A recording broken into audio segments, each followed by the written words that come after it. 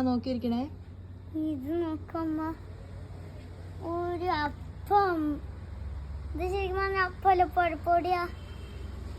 ഇത് എവിടുന്നാ വാങ്ങിയേന്നു? ഇത് പാലക്കാട് സോഷ്യൽ കിച്ചൺ വാങ്ങിയതാണ്. അപ്പൊ ഇതിന്റെ പേര് അറിയുന്നവരൊന്ന് കമന്റ് ചെയ്യാ. പിന്നെ ഇതിന്റെ രൂപ എത്രേ?